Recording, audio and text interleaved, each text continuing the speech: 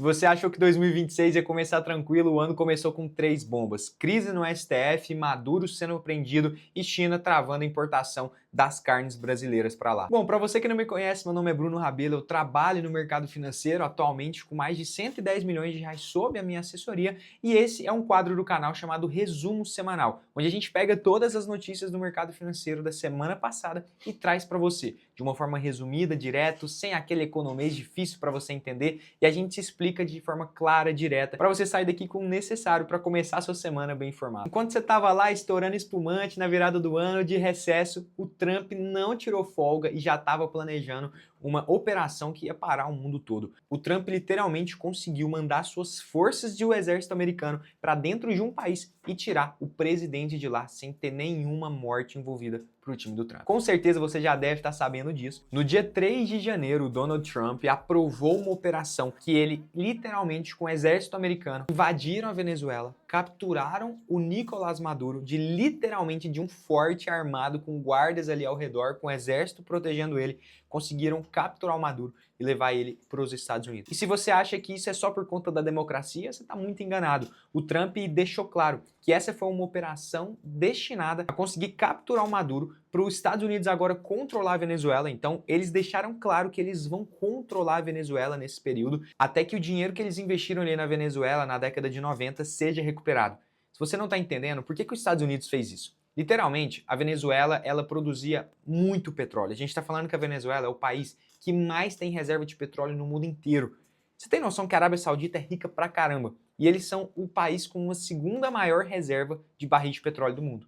Já a Venezuela é a maior. Só que o que é o grande problema? Na época que a Venezuela era uma potência do petróleo, os Estados Unidos investiram bilhões de dólares dentro da Venezuela com petrolíferas e simplesmente um monte de empresa começou a desenvolver infraestrutura lá para ajudar e para conseguir lucrar com isso.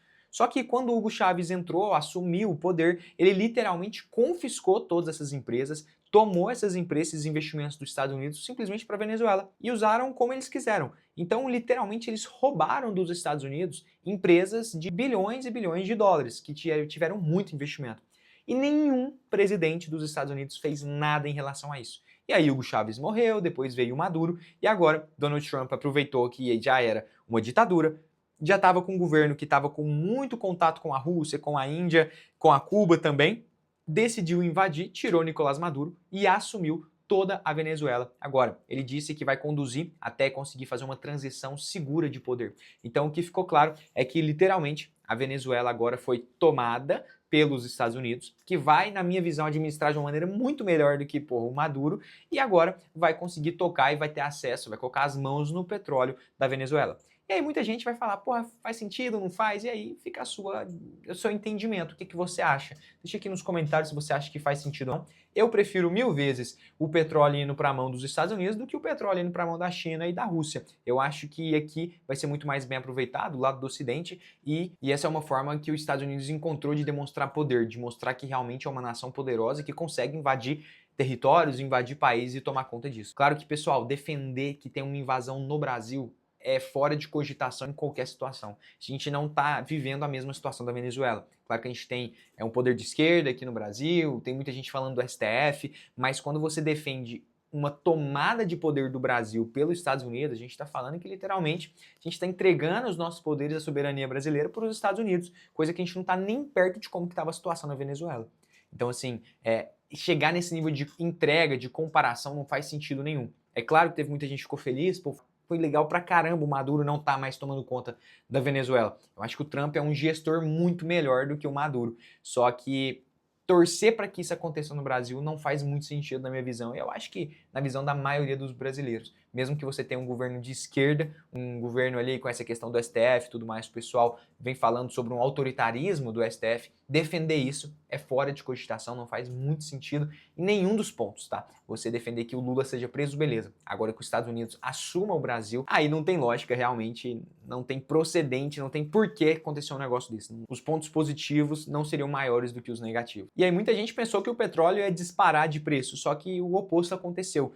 Hoje a Venezuela produz 1 milhão de barris de petróleo e isso é irrelevante para o mercado mundial, sabe? Não é muita coisa. E agora o pessoal acredita que com a entrada dos Estados Unidos vai se começar a produzir muito mais petróleo. Então o petróleo na verdade fez o contrário, ele foi cair mais. Então o pessoal está realmente muito otimista, achando que realmente os Estados Unidos vai conseguir ter uma produção muito grande de barris de petróleo dentro da Venezuela, e aí vai ter uma enxurrada de petróleo no mercado, o preço vai começar a cair. A Viviane Barsi de Moraes recentemente saiu a declaração de imposto de renda dela e a gente viu um salto de patrimônio absurdo, uma coisa totalmente incomum de acontecer. A gente está falando de 24 milhões em 2023 para quase 80 milhões em 2024. Um salto de quase 200% de patrimônio. Ela mais do que dobrou o patrimônio dela aí no período de menos de um ano. E aí o pessoal começou a ficar em dúvida do que estava acontecendo e ainda caiu no colo da mídia brasileira um contrato em que o dono do Banco Master, Daniel Vorcaro, tinha com ela, esposa do ministro do STF, com um contrato valendo mais de 100 milhões de reais. Só que quando você olha contratos desse nível, a gente não está falando que contratos desse nível giram na casa de 100 milhões, giram em casas muito menores. E além disso, em escritórios que têm uma robustez muito grande, com diversos advogados, centenas de advogados.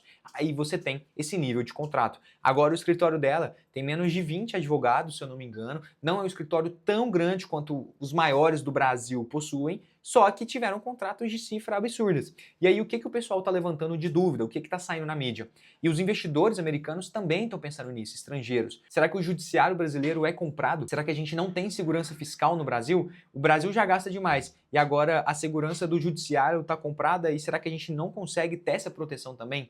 E aí os investidores americanos, os investidores estrangeiros começam a abrir esse precedente, começam a ficar com medo do Brasil de trazer dinheiro para cá, e aí agora tem que ter uma investigação profunda para entender o que aconteceu. A mídia e muitas pessoas estão de cima desse caso, estão tentando entender, porque realmente são acontecimentos incomuns, né? E abre aquele espaço para aquela conversa, né? Pô, será que é só porque é a esposa do cara que tá ganhando isso? Será que tem conflito de interesse? Será que ele tá julgando a favor? E o pessoal começa a se perguntar nisso. Claro que a gente não consegue afirmar nada, eu não tô aqui afirmando, até, pô, prezo pela minha imagem, pelo meu medo ali, né, de, pô, sair falando um monte de coisa que eu não posso provar, então não estou afirmando nada, só estou trazendo o que o mercado tá achando e o que o mercado está em dúvida se realmente isso está acontecendo. E agora, para finalizar, a China começou 2026 com os dois pés na porta, igual a Havaianas mandou, colocando uma tarifa de 55% sobre as importações de carnes para a China. Só que qual que é o grande problema disso? A maior importadora de carne que o Brasil tem de parceiro comercial é a China. E ela colocou essa tarifa para um excedente de cotas. Como assim? Hoje o Brasil exporta 1,7 milhões de toneladas de carne para a China. E aí a China colocou essa tarifa em cima de um excedente de uma cota de 1 milhão de toneladas. Ou seja, até 1,1 milhão de toneladas de exportação para a China, o Brasil não tem que pagar por isso, né? Os chineses não vão pagar. Mas quando essa cota exceder, esses 600 milhões que foram do ano passado, né, de 2024, a gente já está em 26, mas em 2024, não tem os dados de 25, a gente está falando que esses 600 milhões vão pagar.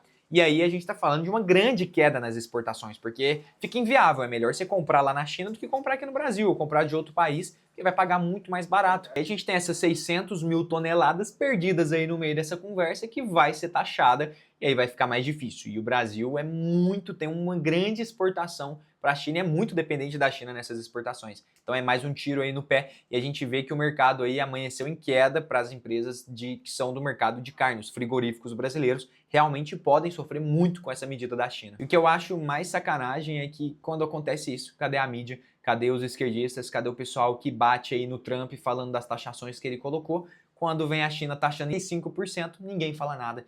Isso que é o mais triste da mídia brasileira, porque, pô, quando você tem uma taxação de 10%, a direita, com certeza, muita gente passou pano. Mas muita gente noticiou, porra, a mídia caiu de cima, o pessoal da direita noticiou também. Agora, quando você tem uma taxação de um país de esquerda que é a China, taxando o Brasil, ninguém fala nada, ninguém diz isso e o pessoal fica de boca calada. Então a gente vê que o Brasil ele tá tomado por viés político. Pô, eu tô aqui, eu vou falar que o Trump taxou, eu vou falar que a China taxou.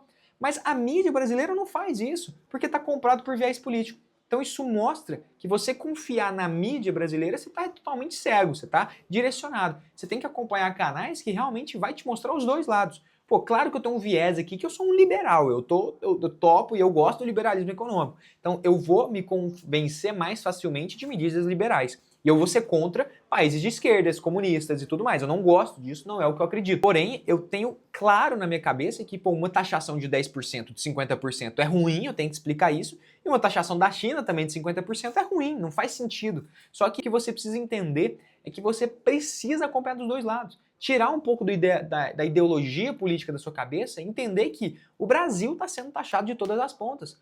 A diplomacia brasileira está muito ruim, não está conseguindo negociar com nenhum país. Custou negociar com os Estados Unidos. Agora o Lula vai lá e se posiciona contra a medida do Maduro.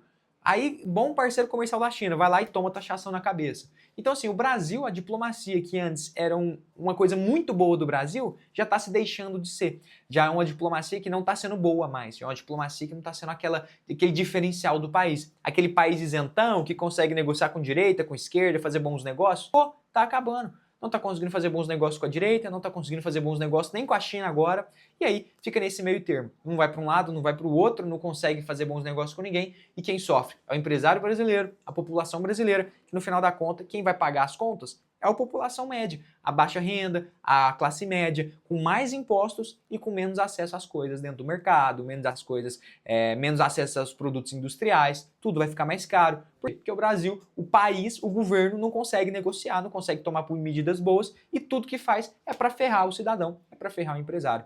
Então acho que nesse final desse vídeo fica esse desabafo aí pro pessoal, mas para mostrar para vocês que, pô, para de ficar pensando em mídia, para de ficar pensando em TV, olha o que realmente está acontecendo. Acompanhe canais de peso, canais de notícia realmente que fazem sentido, que mostram os dois lados da moeda. Então, acho que é isso. De forma resumida, o Brasil aqui já começou de uma pancada de todo lado ali, com petróleo, que pode apertar a margem da Petrobras se o petróleo cair muito. China, exportação proibida, e agora Estados Unidos ali com essa tomada do Maduro. E outra coisa também, esse problema no STF do Brasil. Fica alguns pontos difíceis para 2026, a gente pensou que 2026 ia ser um ano mais calmo, com as eleições vindo, ia ter mais uma passada de pano quente para muita coisa, mas a gente está vendo ao contrário, o mundo se aquecendo pra caramba e tendo muito movimento. Mas me diz aí o que você está achando e se você quer ajuda para aprender a investir ainda mais nesses momentos de crise, nesses momentos de incerteza, clica no primeiro link aqui da descrição para você participar do nosso treinamento Investimentos Inteligentes, em que lá você vai aprender a investir na prática, conseguir entender quais cenários você está vivendo, né? Se a renda fixa é mais privilegiada no cenário de crise, se a renda variável, se é o ouro, se é criptomoeda, você consegue ter uma noção melhor de onde investir o seu de acordo com o momento que você está vivendo. Então, primeiro link aqui da descrição. Segundo link da nossa assessoria. Se você quer ser assessorado por mim e pela minha equipe, segundo link. E terceiro, caso você queira ter um controle das suas finanças, tem o Move um assistente financeiro para te ajudar a controlar suas finanças no dia a dia. Dito isso, espero que você tenha gostado desse vídeo. Se você gostou, deixa o like, não se esqueça de se inscrever e manda esse vídeo para o seu amigo aí que tem dúvida do que estava acontecendo com o Maduro, por que ele tomou esse poder aí, por que ele pegou a Venezuela para ele, entre aspas. Com isso, eu encerro esse vídeo. Espero que você tenha gostado. Fica com Deus. Meu nome é Bruno Rabelo e até o próximo vídeo.